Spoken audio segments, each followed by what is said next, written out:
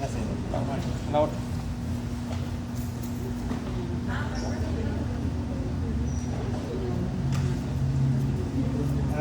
Ustedes verán esta presentación, esta plantilla de prehistórica. Entonces yo iba a cambiarlo, pero dije que no. Entonces, voy a hacer una presentación retro. Esta presentación es vintage. Vale. Pero bueno, a pesar de que la plantilla es muy vieja, el contenido no está viejo. Vale. Aquí tenemos una enumeración cronológica de los distintos antibióticos que empezaron a aparecer. Doctor, voy a poner algo. Sí, por favor. Las sulfas, cefalosporina, clorapericola, acá tienen todos ustedes una cantidad de... Pasa la próxima. Ajá.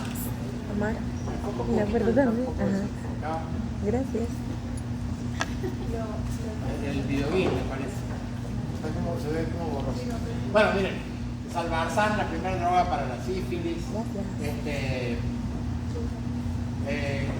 primer reporte de antibióticos por el Moviceto. Cuando hablamos de antibióticos hablamos de productos biológicos que son capaces de matar bacterias o inhibir su crecimiento. En realidad, si fuéramos más precisos, tendríamos que decir quimioterápicos, porque algunos antibióticos son derivados de organismos vivos y otros son totalmente sintéticos. De los totalmente sintéticos, como por ejemplo las fluoroquinolonas, también les decimos antibióticos, pero deberían ser quimioterápicos. Acá tienen ustedes una cronología de los distintos descubrimientos en antibióticos. Déjenme ver si la puedo enfocar un poquito mejor. ¿Dónde está el foco aquí? La revista.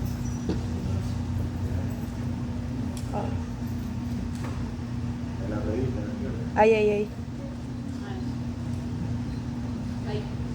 Ahí. De esta manera mejora demasiado. Pero bueno, el hito que ustedes conocen siempre, como verdad que además primero aparecieron algunos los arsenicales, las sulfas. Pero bueno, uno piensa siempre en el primer hito de los antibióticos, el descubrimiento de la penicilina, ¿no? Año 1928 por Alexander Fleming, en Inglaterra. Pero no se utilizó en medicina clínica sino hasta la Segunda Guerra Mundial, porque si bien Fleming la descubrió, no supo purificarla y fabricarla en cantidades necesarias para el consumo del mercado, para el uso médico. Por eso esto lo hizo Florey en los años 40 y la penicilina se empezó a utilizar en realidad a partir de la Segunda Guerra, después de terminar la Segunda Guerra. Acá ustedes ven la época de oro de los antibióticos. Tal es así que a finales de los 70, por ahí los 70, uno de los ministros de salud de Nixon llegó a decir que las enfermedades infecciosas ya no iban a ser un problema para la humanidad, que esas iban a acabar con los antibióticos. Por supuesto que estaba siempre pelando. Y después otras drogas, por ejemplo, carbameno, monobactámicos, y en este momento, en la actualidad, están saliendo nuevos antibióticos. Hay bastante nuevos antibióticos, ahorita vamos a ver una lista, vamos a ver una enumeración de los nuevos. ¿Y qué es lo que ha pasado durante la historia? Que muchas veces los antibióticos han aparecido, se han reciclado. Por ejemplo, la vancomicina es un medicamento que se sintetizó para el estafilococo, pero producía nefrotoxicidad, y era mal tolerada, y era difícil de administrar, se abandonó porque existía la oxacilina. Pero después, cuando el estafilococo hizo resistente a la oxacilina, se volvió a la vancomicina. O algo parecido pasó con la colistina, que se descartó por ser demasiado tóxica, y en los últimos años, ya ahorita está volviendo, dejando de usar, pero en los últimos 10 años se había reciclado, digamos así, para tratar bacilos negativos multiresistentes. Pasa. Entonces, los antibióticos son derivados de actinomiceto fundamentalmente. Acá están todos los antibióticos que están derivados de los actinomicetos. Otros son derivados de otras bacterias y otros son derivados de otros hongos, ¿no? Y los que son sintéticos son como las nitrofuratoínas, las oxazolidinonas, las quinolonas y las sulfonanas. No, retrocede, que está interesante. Entonces, recuerden de todo, cada hongo, por ejemplo, el clorfenicol, tiene la particularidad que se sintetizó a partir de un hongo que es venezolano, que es de orilla del Orinoco. Las cefaloporinas de unas algas en el Mediterráneo, Córcega, en la isla de Pero entonces ustedes pueden ver cómo estos son los naturales de los. ¿Verdad? Bueno, a grandes rasgos tenemos los beta-lactámicos, es el grupo más importante de antibióticos, donde están la penicilina, las cefaloporinas, los monobacterios. Las cefaloporinas son los medicamentos antibióticos más utilizados, son sumamente importantes. Las penicilinas han jugado un papel muy importante, todavía se usan y ya vamos a ver. Otro grupo son los glucopéptidos. Los glucopéptidos son la vancomicina y la teicoplanin, que son antibióticos solamente para el incorporado. Los aminoglucósidos, que fueron unos antibióticos sumamente importantes, que están comenzando a dejar de usarse por toxicidad y porque hay nuevos antibióticos mejores. La fluoroquinolona, que es un quimioterápico, como dije, macrólidos, vamos a hablar un poquito de cada uno de ellos. ¿Pasa? Entonces acá tenemos un resumen de los sitios de acción de cada uno de los antibióticos, ¿no? O sea, los beta-lactámicos y los glicopéptidos actúan sobre la síntesis del peptidoglucano, ¿verdad? Y esto produce que la bacteria pierda su pared rígida y por alteraciones de la osmolaridad, porque no puede soportar los cambios de osmolaridad, muere. Las fluoroquinolonas intervienen en la síntesis del ácido DNA, ADN, y lo impiden. A eso lo vamos a ver ahorita. Los lipopéptidos actúan sobre la membrana celular de la bacteria. El trimetopril sulfametoxazol actúa en la síntesis de folatos y las oxosolidinonas, al igual que los aminoglucósidos y también la clindamicina, actúan sobre la síntesis de proteínas en los ribosomas. Entonces impiden la síntesis de proteínas. Penicilina en el 29, Fleming, Florin en el 41. Hay una anécdota, no sé si era cierta, pero dicen que Fleming de niño estaba caminando por la campiña inglesa y consiguió un muchacho ahogándose en un río y lo salvó, lo sacó. Y que el padre del muchacho, que era un noble, decidió financiarle la carrera. Y que el muchacho era Winston Churchill.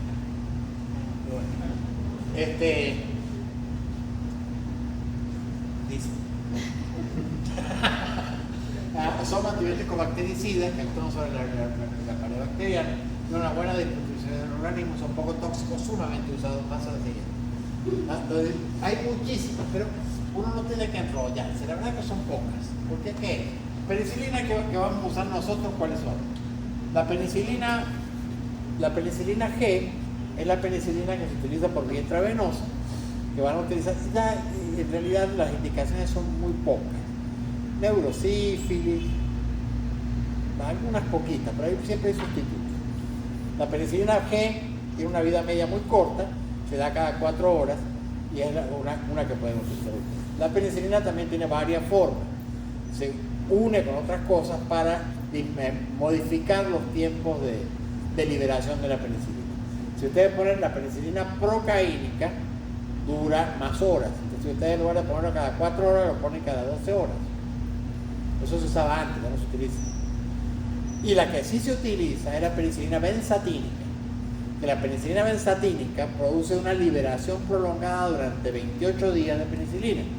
Y eso sigue siendo muy útil porque es la droga de elección para el tratamiento de sífilis latente, es la droga de elección para prevención de fiebre reumática, es la droga de elección para la prevención del erisipela. ¿De acuerdo? Entonces, estas son las drogas. No hay más penicilina que sí. De las aminopenicilinas, solamente 2, olvídense todos esos nombres. Amoxicilina y ampicilina son las únicas que se usan y que sirven, ¿verdad? La amoxicilina sigue siendo una droga que se utiliza muchísimo, con ácido clavulámico casi siempre, y la penicilina con sulbactam, que son inhibidores suicidas de la beta-lactama. La penicilina resistente a la penicilinasa, la única que existe, que se usa, es la oxi, que es para estafilococo, ¿verdad? Esta no sirve para estafilococo, esta sí. Y por modificaciones de sus características, se ha podido lograr que las penicilinas amplíen su espectro, que sirvan para bacilos gram negativos y que sirvan algunas para pseudomonas. Penicilina de pseudomonas, en realidad la única que se usa ahorita es la titracina, y esto que les estábamos hablando, que son las combinaciones de un beta-lactámico más un inhibidor suicida de beta-lactamasa. El ácido clavulámico, el sulbactam y el tazobactam son inhibidores suicidas de beta-lactamasa. Como vamos a ver en la próxima clase, uno de los mecanismos de resistencia de la bacteria es la producción de beta-lactamasa en el espacio periplástico. Y los inhibidores suicidas se unen a esas beta-lactamasas impidiendo que puedan actuar sobre el antibiótico.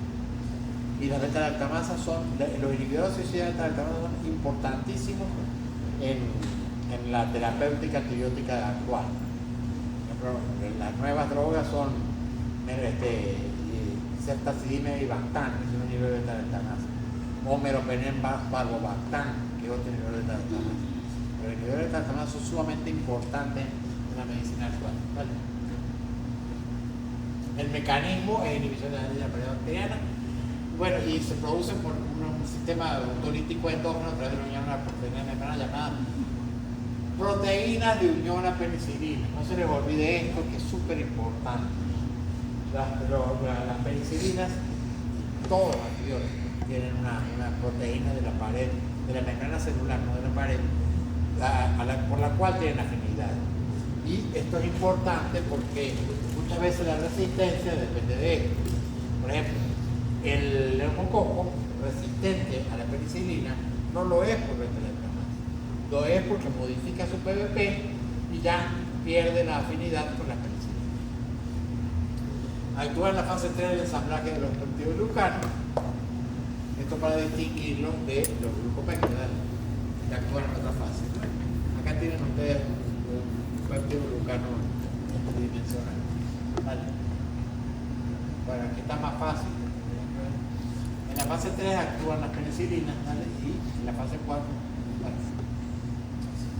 se absorben mal porque el gastrointestinal tiene una vida media corta, pero bueno, eso se mejora con las distintas formulaciones farmacológicas. Excreción renal, que siempre es importante, uno tiene que saber por dónde se excreta un medicamento, porque es importante, por ejemplo, para tratar una infección urinaria.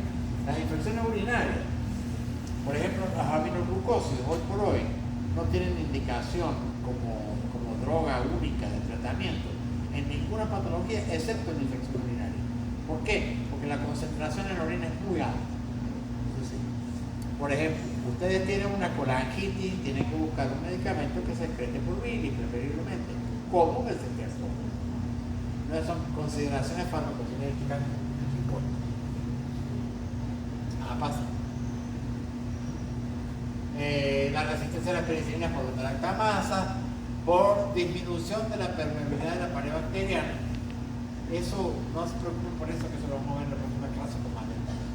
Y disminución de la afinidad de las PVP por las penicilinas.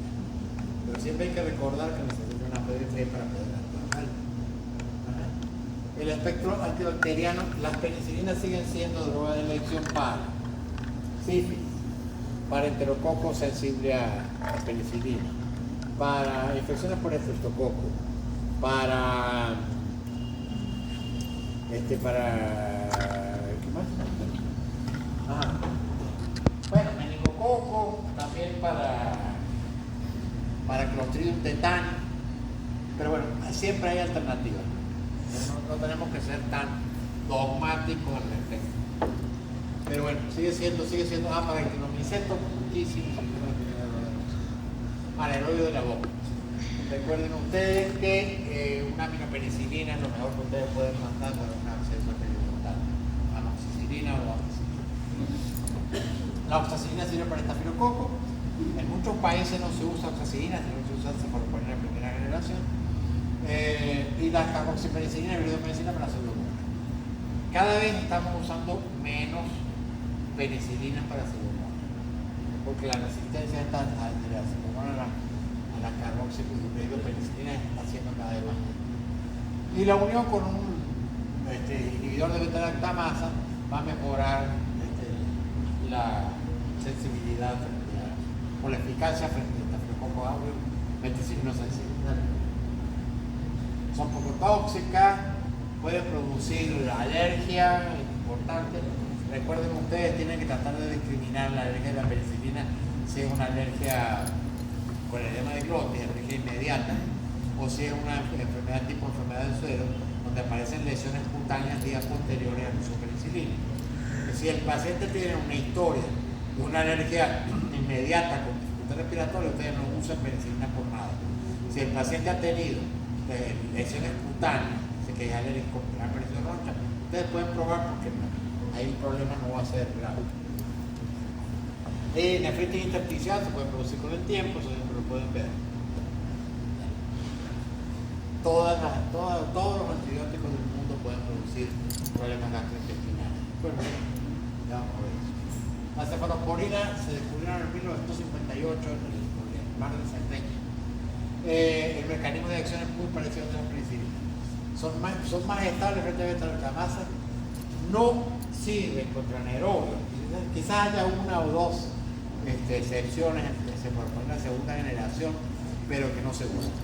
Y tiene un porcentaje de reacción cruzada de apenas el 5%. Por lo tanto, esto es importante porque ustedes pueden usar cefalosporina en pacientes alérgicos a la penicilina, ¿verdad? Pueden usar ceftriaxona. Son los antibióticos más usados. Entonces, si lo dividimos en generación, hay 3, 4 generaciones. Cefepime es de cuarta, pero bueno.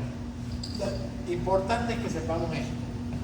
De primera generación a tercera generación. Los de la primera generación son mejores para coco gram positivo, mientras que los de la última generación son mejores para bacilo gram negativo. Es decir, si yo quiero tratar un estafilococo, voy a usar esto. Pero si yo quiero tratar una Escherichia coli, voy a usar esto. Las cefalosporinas de primera generación son muy usadas, es la droga más usada, es la droga de elección y que se utiliza en todos los hospitales y clínicas del mundo para profilaxis preoperatoria. A todo el mundo no van a operar, le ponen un gramo de cefacidad. Eso es. El cefadroxilo, muy usado también para infecciones respiratorias altas, faringitis y todo tipo de cosas. Las cefalosporinas de segunda generación prácticamente han desaparecido. No se usan, ¿verdad?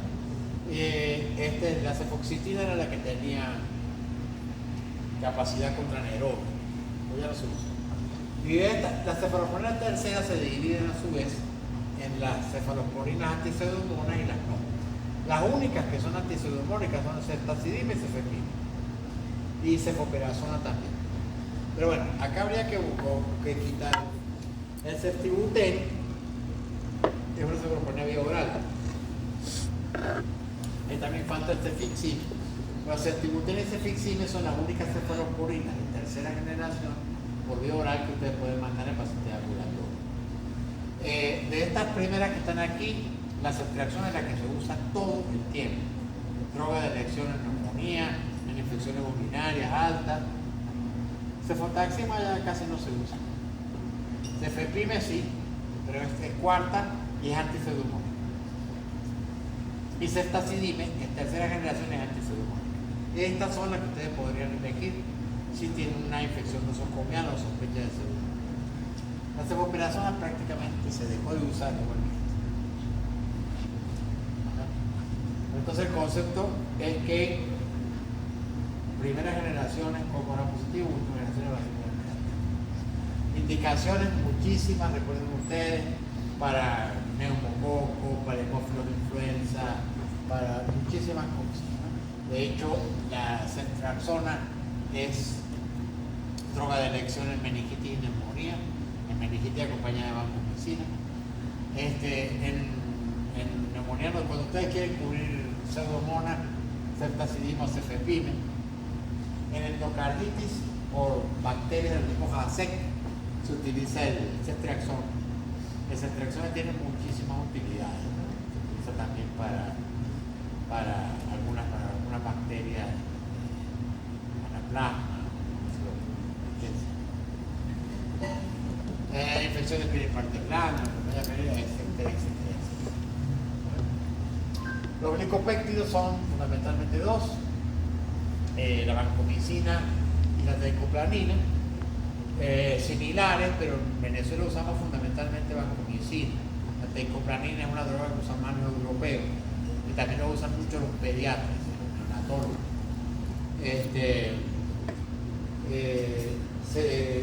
La vancomicina sintetizada por el Streptococcus orientalis en 1950 en Borneo, fíjense. Se usó, como les dije, y reapareció después con la aparición del Staphylococcus multisystem resistente. Tiene un espectro muy estrecho. La vancomicina sirve para coco gram positivo.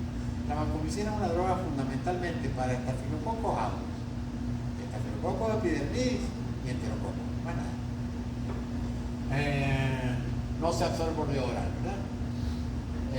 La excepción, no se absorbe por vía oral, pero se utiliza por vía oral para el tratamiento de la diarrea por Clostridium difficile. Bueno, en la fase 2 actúa también en la síntesis de la pared del péptido glucano, pero en la fase 2 en lugar de la 3, distinto de la penicilina. Esto es importante porque si ustedes eventualmente necesitan usar una penicilina o una cefalosporina junto con vancomicina, es posible, porque si bien tienen el mismo target, la fase es distinta. Cuando ustedes van a combinar dos antibióticos, deben procurar, o sea, lo ideal es que el mecanismo de acción de uno y otro sea distinto, porque si es el mismo mecanismo de acción van a ser antagónicos y la suma de ellos no va a ser mejor. Bactericida. Vale. Aquí tienen el complejo bactericida péptido glucano. Dale, pues. Infecciones por Staphylococcus epidermidis. Ya sabemos que aquí lo más difícil con Staphylococcus epidermidis es saber si es patógeno o colonizante. Pero si ustedes determinan, por ejemplo, infecciones de prótesis o endocarditis de válvula prostésica, vancomicina. Staphylococcus aureus resistente a meticilina, enterococcus resistente a penicilina, enterocolitis por Clostridium difficile, que es una patología que cada día es más emergente y más importante. Se trata con vancomicina por vía oral, que no viene, tienen que mandarla a preparar como unas ampollas. A veces alergia a penicilina, si no pueden usar cefalosporina, pueden utilizar eso. Y también se utiliza el neumococo con alto nivel de resistencia a la vancomicina. Bueno, anterior, pues vuelve. Importante,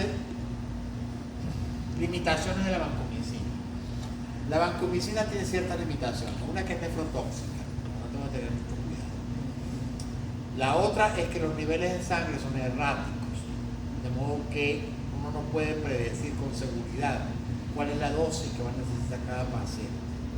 De hecho, en pacientes gravemente o con infecciones que requieren difíciles de tratar como endocarditis o osteomielitis, uno debería hacer niveles de droga 48 horas después del tratamiento. En pacientes con nefropatía se pone cualquier dosis y es difícil saber qué pasa. Esa es una limitante. En pulmón penetra peor que el linezolid, que es, digamos, de alguna manera su competidor. Y entonces en neumonía a veces es preferible el linezolid, mientras que en bacteriemia es preferible la vancomicina. Los carbapenenos, esto es importantísimo. El meropenem es una de las drogas más utilizadas actualmente en la medicina hospitalaria. Por cierto, bastante mal utilizada, pero es la más utilizada. Es el mismo mecanismo de acción que los beta-lactámicos, porque es un beta-lactámico. También es una molécula muy pequeña que penetra los tejidos. El meropenem es un poquito más pequeño que el imipenem. Es el antibiótico de más amplio espectro que existe, ¿verdad? Este es un antibiótico de amplio espectro que salió. La gente que no sabe medicina pensaría que qué maravilla un antibiótico de amplio espectro. Y si a nosotros los infectólogos no nos gustan los antibióticos, nos gustan los antibióticos de espectro limitado. ¿Por qué? Porque el antibiótico de amplio espectro barre con todo. Nosotros no queremos barrer con todo, queremos barrer con el patógeno. Por eso lo mejor es un antibiótico de espectro limitado y saber qué estamos tratando.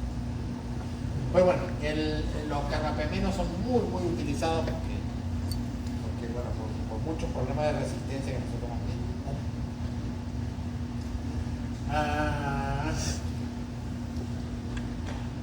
No, pero eso nada más es de carbapenema. Bueno, retrocedemos, un poquito más de carbapenema. Esto es muy importante.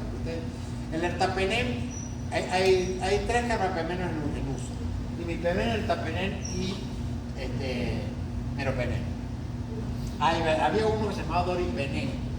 Había uno, no, ese es un carbapemeno nuevo que venía, pero los estudios preliminares dijeron que iba a ser muy bueno, y cuando hicieron los estudios clínicos se vio que no era mejor que el meropenem. Por lo tanto, no creo que vaya a tener éxito. Lo hay aquí en el mercado, lo han traído, pero la verdad que no parece bueno. Tenemos aquí diferencia entre ertapenem y meropenem. Importante que la conozcan. El meropenem cubre pseudomonas, al igual que el imipenem. El ertapenem no. El meropenem se da cada 8 horas y el ertapenem se da una sola vez al día. Todos estos medicamentos son vía intravenosa. No existe este medicamento por vía oral. Este medicamento se utiliza muchísimo. ¿Por qué? Porque todas las bacterias productoras de beta-lactamasa de espectro expandido tienen que ser tratadas con estos medicamentos. Entonces, cada vez más se utiliza esto.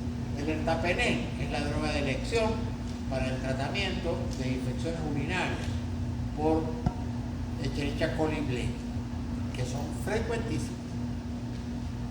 Y el meropenem, pues, se usa en tratamiento de sepsis desconocido, en tratamiento de sepsis nosocomial, para la cobertura de algunas enfermedades intrahospitalarias, donde uno sospeche que hay pseudomonas o bacilos multirresistentes.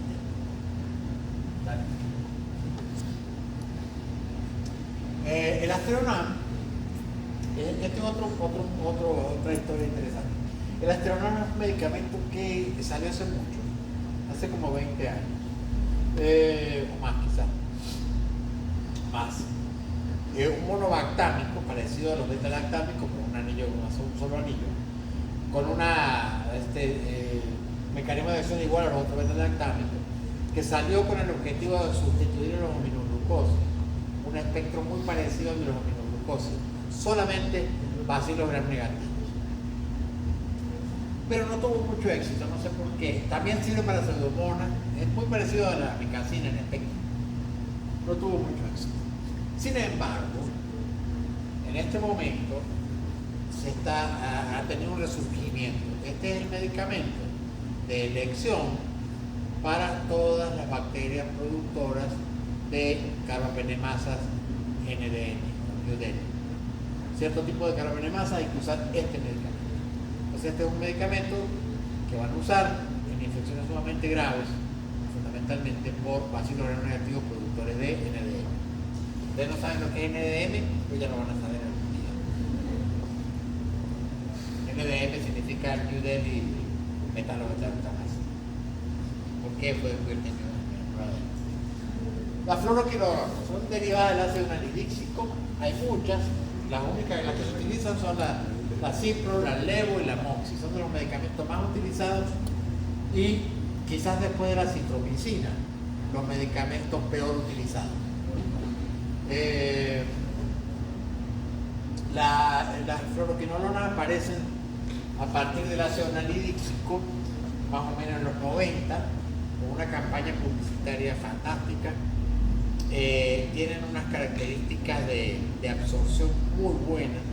Se absorben también por vía oral como por vía intravenosa. Es una ventaja. Tú obtienes el mismo efecto con una dosis oral que con una dosis intravenosa. Tienen un espectro parecido a los aminoglucósidos, que era fundamentalmente para bacilos gram negativos, la cipro, y también y lo sigue siendo, la única droga por vía oral que sirve para hacer humor. Después se hicieron otras como la Moxi o la Levo, que aumentaron su espectro. La Levo a coco gram positivo, sirve para neumococo y está indicada en neumonía, y la Moxi también para anaerobios. Ya tiene amplio espectro, anaerobio, positivo, gram negativo. No, aparte de eso, bueno, ponla ahí si quieres. Pero bueno, este es el mecanismo de acción que ya lo habíamos dicho. La bacteria debe superenrollar su material genético de manera que pueda entrar dentro de la bacteria. Y para eso utiliza la quinasa y la topoisomerasa, que son enzimas que permiten que se superenrolle el material genético. Las quinolonas actúan sobre esas enzimas e impiden que la bacteria pueda organizarse así, que así la bacteria muere. Porque no le cabe el material genético. Ese es el mecanismo de acción. A ver, pasa la otra, porque estamos diciendo algo. Bueno. Ventajas. Excelente penetración. Marcado efecto post-antibiótico. No hemos hablado de efecto post-antibiótico. Eliminación real. El efecto los antibióticos se dividen en dos grupos, o podremos dividirlos en dos grupos. Los antibióticos que tienen efecto post-antibiótico, donde lo importante es la dosis, y los antibióticos que dependen de la concentración inhibitoria. Entonces, los antibióticos que dependen de concentración inhibitoria funcionan mejor si tú lo das en infusión continua, de modo de mantener una concentración inhibitoria mínima estable durante mucho tiempo. Y los que dependen, los post-antibióticos, dependen de dosis. Entonces, en esos antibióticos tú das una sola dosis grande, una sola vez, y eso es suficiente. Entonces, el paradigma de los que tienen efectos post-antibióticos son los aminoglucósidos. Se dan una sola vez al día y hacen efecto durante todo el tiempo. Mientras que los beta-lactámicos dependen de concentración. Por eso, cuando ustedes tienen una enfermedad muy grave, infecciosa, por una bacteria multiresistente, ustedes agarran el meropenem y lo ponen en dosis doble. En lugar de poner 1 gramo cada 8, lo ponen 2 gramos cada 8. Y en lugar de pasarlo en 30 minutos, lo pasan en 3 horas. Y eso mejora el bueno, como les decía, estos medicamentos fueron muy bien mercadeados, digamos, de esa manera, en los 90, y todo el mundo los utiliza, ¿no? Yo veo con muchísimo desazón cómo los médicos indican fluoroquinolonas para infecciones de piel y partes blandas, cómo indican fluoroquinolonas empírico para una infección urinaria, todas indicaciones que no son correctas. ¿Qué pasó con este medicamento? Con este medicamento pasó que las bacterias desarrollaron resistencia muy rápidamente. Hoy por hoy, la Escherichia coli, en todo el mundo, la mitad de las Escherichia coli son resistentes a fluoroquinolona. Y otra cosa que pasó es que los efectos adversos, que parecían ser muy pocos, empezaron a verse a largo plazo. ¿Qué efecto adverso tiene la fluoroquinolona? El efecto conocido sobre el cartílago de los huesos y sobre los tendones. Producen debilidad de los tendones. Cuando ustedes le indican a un paciente fluoroquinolona por un tiempo prolongado, deben decirle que no haga ejercicio, porque se puede romper el tendón de Aquiles. Segundo, arritmias cardíacas. Las arritmias cardíacas no se habían notado en los primeros años, y en los últimos años el CDC ha sacado varias alertas de que producen aumento del QT o aumento de las arritmias cardíacas en general. Tercero, efectos del nervio central, pueden producir convulsiones y todo este tipo de cosas. Todos los medicamentos tienen efectos adversos, pero existía un concepto, una idea de que las fluoroquinolonas eran extremadamente inocuas. Pues no es así. Hay otra historia interesante con una fluoroquinolona que se llamaba trovafloxacina. Interesante en muchos sentidos. La trovafloxacina fue una droga desarrollada por Pfizer, una fluoroquinolona de amplio espectro, se para gran positivo y gran negativo.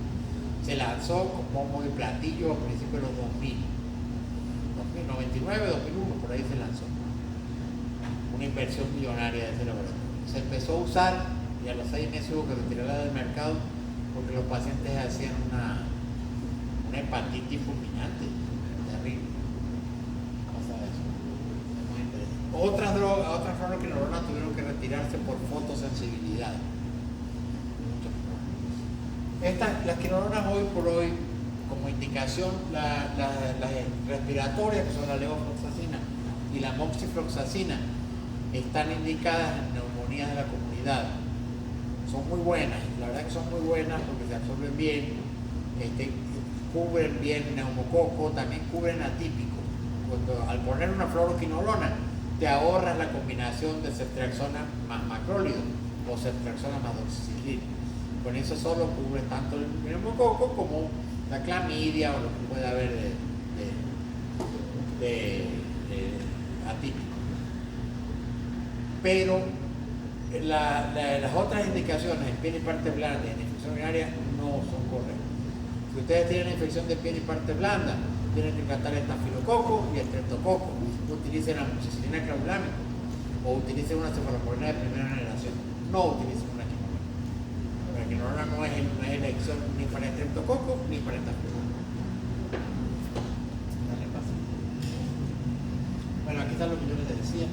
Importante sí es, por ejemplo, la prostatitis. Es una patología que es muy difícil de tratar, muy difícil de diagnosticar y donde los medicamentos antibióticos no llegan. Prácticamente los únicos antibióticos que penetran próstata son fluoroquinolonas y trimetromycina, pero a su vez son los menos adecuados para eso por resistencia, pero es importante eso. Profilaxia para meningococo también se utiliza, para gonorrea se utilizaba también. Hay reportes de resistencia de gonococo a quinolona, pero se utilizaba, creo que incluso aquí lo utilizaban en la consulta de ITS. Tal.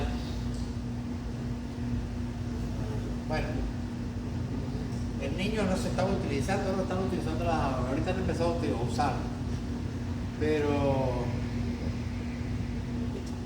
la verdad es que yo creo que este es un antibiótico que se dañó por el uso inadecuado a lo largo de los años. Creo que la ciprofloxacina debe ser usada para el tratamiento de infecciones por pseudomonas en pacientes ambulatorios, como por ejemplo pie diabético, fibrosis quística, bronquiectasis. Y las respiratorias siguen siendo muy buenas. Ojo, nunca en la vida utilicen moxifloxacina para una infección urinaria, porque esa no se excreta por la orina y no sirve. Ahí sí no sirve ni que sea sensible. Esto es un boletín de sensibilidad de la institución donde yo trabajo. Ustedes pueden ver aquí, en esta columna, tengo una lista de antibióticos. Estos son bacilos gram negativos. Aquí tienen los bacilos, tienen el E. coli, Klebsiella, Enterobacter cloaca, Pseudomonas, Cornelia cepacia y Enterotomonas bactofilia, ¿verdad? Y entonces aquí tienen ustedes la sensibilidad. Cuando ustedes van a poner un antibiótico, uno idealmente debería saber cómo es la sensibilidad de las bacterias en el lugar donde uno trabaja, ¿verdad? Porque entonces yo te digo a ti, mira, tú vas a tratar ese estafilococo con cefalosporina, con cefazolina. Entonces tú me dices, sí, yo lo voy a tratar así porque en mi comunidad el porcentaje de estafilococo resistente a cefazolina es de apenas 10%. Entonces, bueno, está bien, pero si no lo saben, no lo saben. Entonces, fíjense ustedes, por ejemplo, el Escherichia coli, amoxicilina clavulámico, amoxicilina sulbactam, aquí hay una cosa, yo no leo nada porque está todo borroso, tengo que alejarme un poco. Miren, aquí está ciprofloxacina. 24% de esa sensibilidad. Ese 2%. No, es 24. Sí. 24% de sensibilidad. Es decir, que si ustedes le ponen ciprofloxacina a una infección urinaria, tienen una oportunidad de 4 de tener éxito. Cuando nosotros buscamos el porcentaje de resistencia de una bacteria, para poder usarla como tratamiento empírico de manera ideal, deberías tener más de 80% de sensibilidad en la cepa de la comunidad. Entonces, ¿ves? Aquí, lamentablemente, ¿qué podríamos utilizar?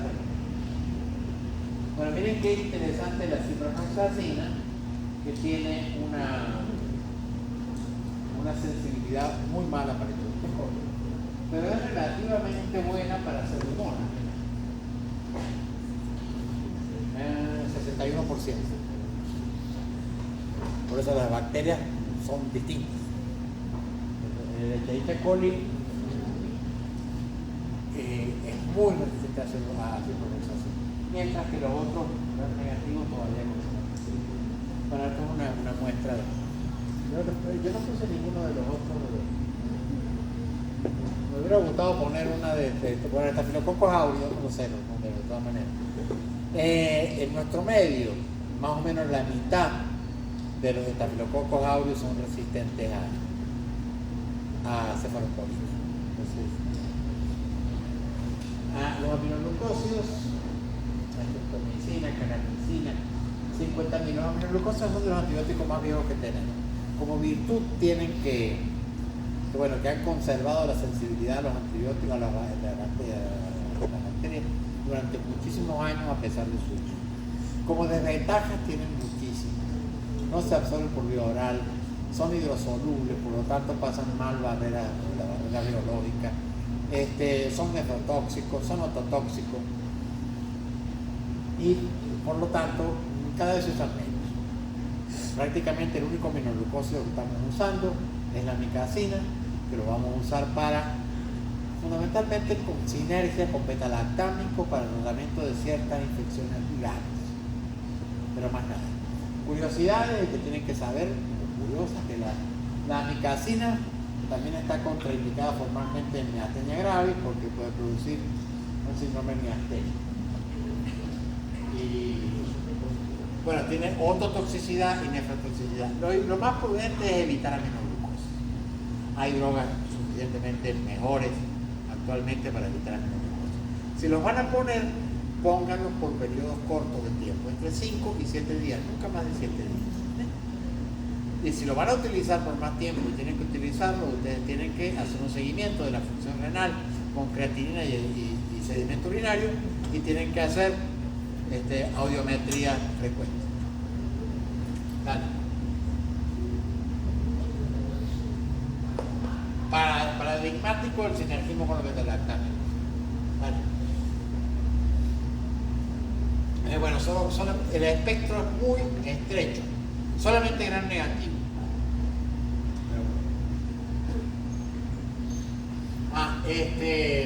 El metronidazol funciona en los intermediarios de la formación de los ácidos nucleicos. Así funciona el metronidazol. Y el metronidazol es una droga, desde el punto de vista antibiótico, muy estrecho espectro. Sirve solamente para anaerobios, pero es excelente para anaerobios. El metronidazol es una droga que el bacteroide fragilis, el 100% de los bacteroides fragilis son sensibles al metronidazol. El metronidazol es una droga excelente para peritonitis. Y cuando quieran tratar ustedes un anaerobio, el metronidazol es magnífico. Bien absorbido, pero además de los usos que tiene para bacteriología, digamos, para bacterias, también sirve para tratar clamidia, para tratar giardia, para tratar algún otro patógeno, protozoarios. Y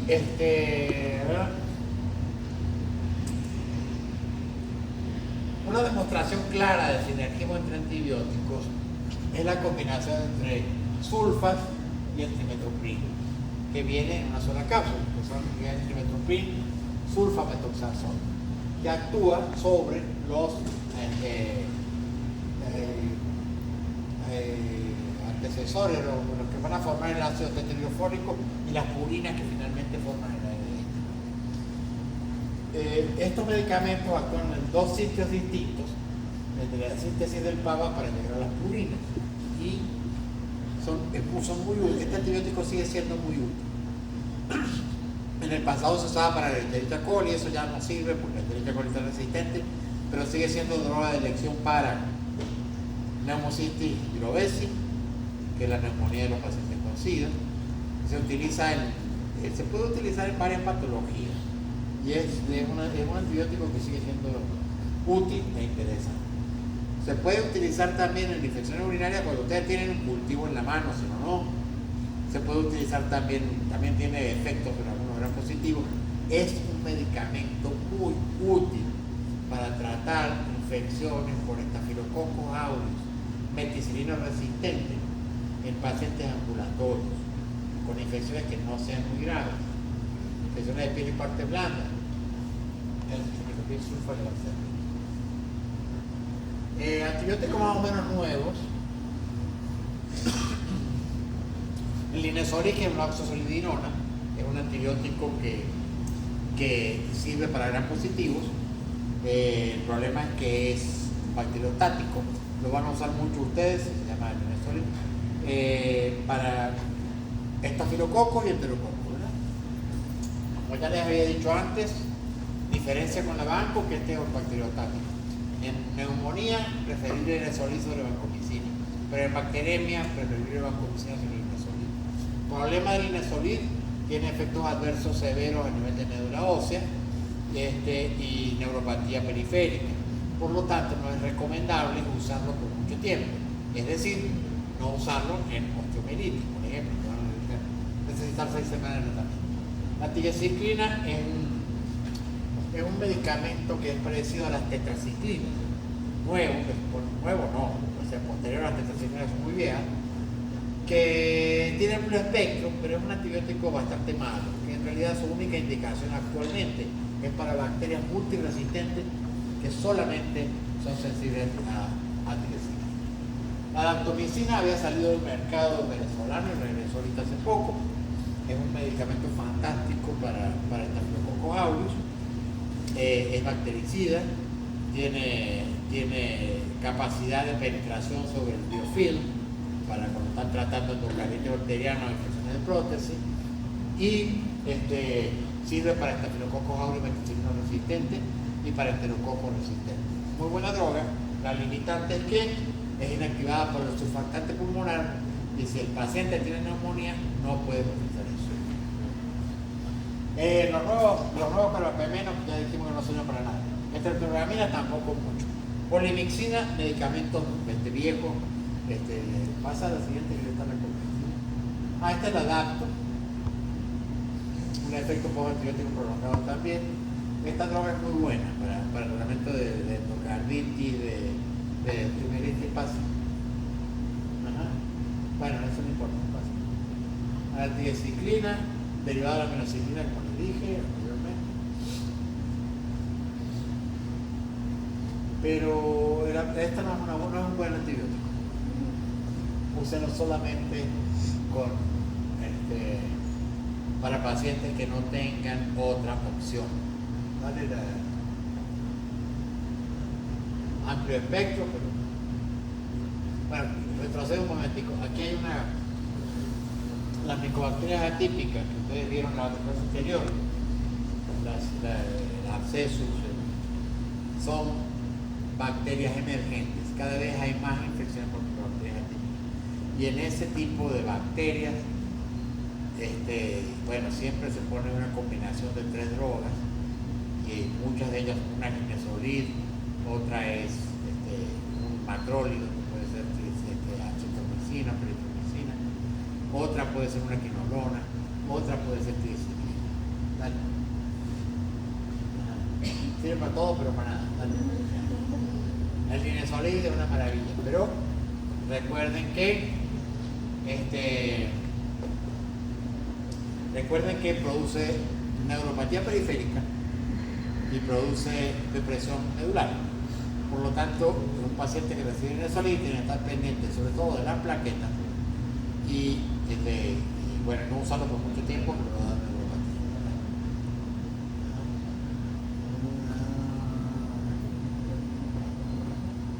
A ver qué tengo yo. Dale la anterior, dame la anterior. Vida media corta, bueno, sí. Más de 2 semanas va a producir todo esto, ¿no? Mira, toxicidad. Alto costo, bórrenlo. Porque como los antibióticos se hacen viejos, las patentes caducan. Ahorita el linesolida es muy barato. ¿Y que para qué van a usar el linesolida? Bueno, para esto. Para un neumococo penicilino resistente, disculpen. Para un estafilococo penicilino resistente, para un estafilococo vancomicina resistente, para un enterococo vancomicina resistente. Para eso que vamos a usar el linesolida. El linesolida, la verdad, que es un buen antibiótico para neumonía por estafilococo, es un buen antibiótico como alternativa de esto. Quinopretina y fosfuritin son todas drogas que se unen.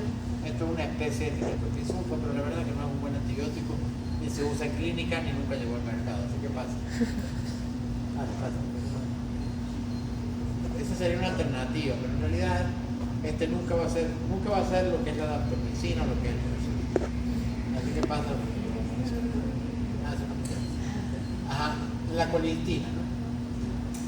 La colistina fue un medicamento que revivió hace como 8 años, 9 años, porque había muchos pacientes con bacilos gram negativos multiresistentes que no se podían tratar con nada.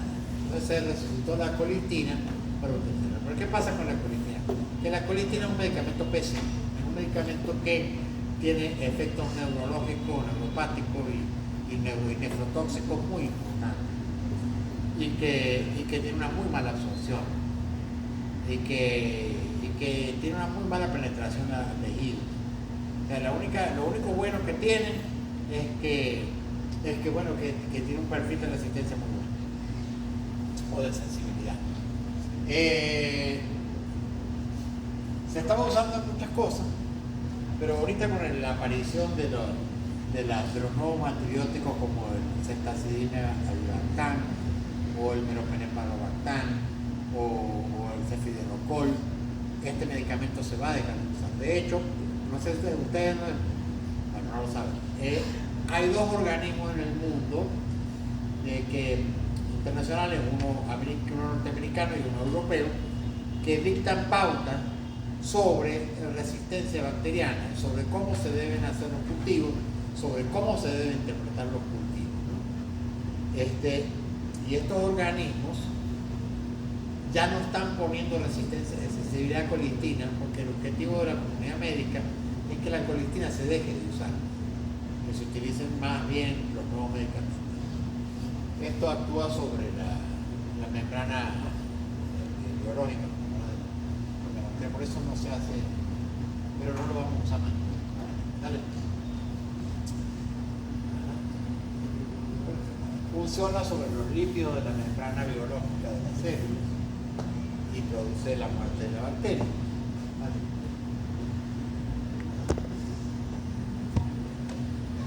Características de esto es muy importante.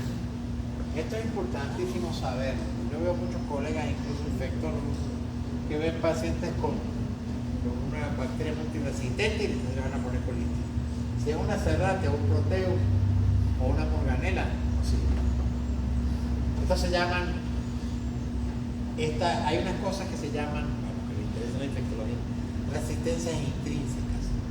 Ciertas bacterias son intrínsecamente resistentes a ciertos antibióticos. Por ejemplo, la Serratia y el Proteus son resistentes a la colistina. O la Steratophoma maltophilia es resistente a los carbapenems. No es un dato que uno tiene que saber. ¿Vale? ¿Qué es esto? Ahora, acá hay una lista de cosas interesantes sobre efectos adversos que son muy importantes. Porque cuando ustedes van a prescribir un antibiótico, ¿qué tienen que hacer? Saber primero qué es la patología que ustedes van a tratar. Segundo, con base a esa patología, saber cuál es el patógeno más frecuente que ustedes van a conseguir. Tercero, van a poner un antibiótico que sea activo contra ese patógeno. Cuarto, saber que ese antibiótico que ustedes están poniendo llega al sitio donde está ese patógeno. Por ejemplo, yo digo, yo tengo una neumonía por Staphylococcus aureus. Entonces yo digo daptomicina. Digo, la daptomicina sirve para Staphylococcus aureus, la sensibilidad es del 100%, pero no llega al pulmón. Y después que ustedes hacen todo este tipo de consideraciones, van a decir, bueno, ¿y cuáles son los efectos adversos? Por ejemplo, los aminoglucoses o toxicidad y nefrotoxicidad. Ya habíamos hablado de eso. El clorafenicol no se usa más, yo lo usé hace tiempo, se usó mucho tiempo. Y era muy efectivo, pero tenía unos efectos adversos inadmisibles, horribles, de mielotoxicidad, pero bestial. La clindamicina. La clindamicina es una droga que se utiliza mucho, que tiene actividad contra estafilococcus, segunda línea contra estafilococcus, que también sirve para anaerobios, para todos los anaerobios, que también sirve para estreptococcus. Se utiliza mucho en combinación con penicilina para tratar infecciones estreptocóccicas severas. Y ha sido muy relacionada con la diarrea por clostridium. Cuando ustedes ponen muchos antibióticos a un paciente, el paciente puede tener diarrea. Cuando un paciente hospitalizado tiene diarrea, la primera presunción diagnóstica es una diarrea por clostridium. Y cuando un paciente que toma antibióticos tiene diarrea, también es eso, ¿de acuerdo? Y la diarrea por clostridium se relacionó primero con clindamicina y ahora con muchos otros, más con cefalosporina por la cantidad que se usa de cefalosporina. Entonces esto tiene que tenerlo en cuenta. La colistina no tiene para qué. El trimethoprim sulfa también puede producir, el trimethoprim sulfa, muchas alergias cutáneas, síndrome de Stevens-Johnson, eritema multiforme mayor, que ustedes lo van a ver a cada rato. Y también puede producir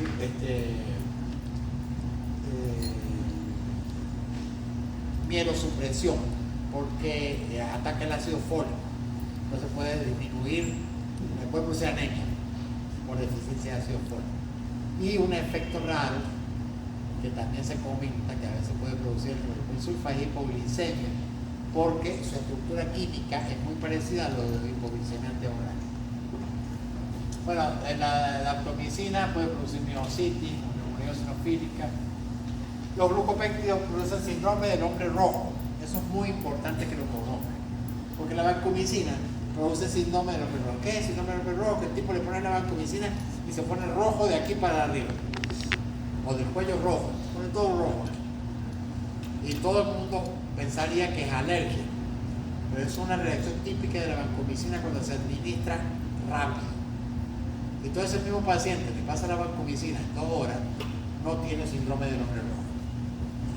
Bueno, acá tienen las otras cosas, el metronidazol, el metronidazol es el único de los antibióticos que tiene efecto disulfirar. Así que todos los pacientes dicen, doctor, ¿me puedo chuparlo cuando tomo antibióticos? La verdad es que sí puede, a menos que sea metronidazol. Los demás no tienen efecto para el Dale, ¿no? Y estos son una lista de algunos de los nuevos antibióticos. Ceftosolenat, tazobactam, ceftazidime y bactam es probablemente, ya lo tenemos aquí, y es probablemente el que más vamos a usar, ¿no?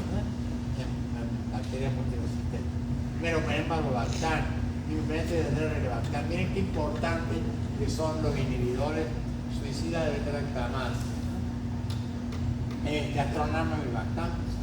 Entonces nosotros usamos aquí en Venezuela y en muchas partes, como no tenemos usamos el ceftazidime y bactam mezclado con el astronamo. Entonces el avibactam nos sirve para las 2 drogas. Y ese es el tratamiento de elección de los bacilos gram negativos productores de carbapenemasa tipo metalobeta-lactamasa. Algunas otras drogas, esta otra droga muy prometedora que aparentemente sirve para casi todo, pero que no la tenemos todavía. Esta es una nueva aminoglucosa que ha salido, que primero no fue tóxico, que también se tendrá que usar, y esto es una nueva fluoroquinolona que también dice que es. Bueno, entonces, ¿qué es esto? Esto es un cuadro que puede ser interesante para ustedes. ¿Sí? Pues acá tenemos algunos antibióticos. Me pareció que estaba bueno este cuadro, por eso lo traje. Y aquí tienen ustedes el espectro de actividad y acá tienen las indicaciones clínicas.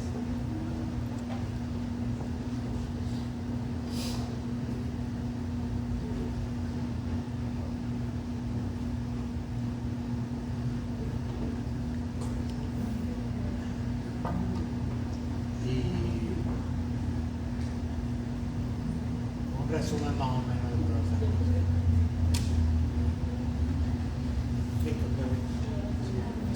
Bueno, y aquí tienen que sigue la lista de todo, porque son muchos antibióticos. Pero bueno, uno tiene que ir familiarizándose con los antibióticos, sean muy conscientes de lo que están haciendo. Cuando uno trabaja como médico, uno se ve sometido a presiones de todo tipo.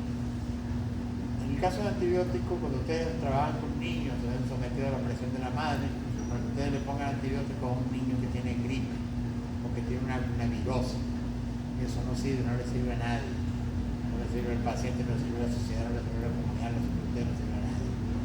Y uno a veces siempre está presionado para eso. Entonces, piensen ustedes si verdaderamente hace falta poner un antibiótico antes de poner.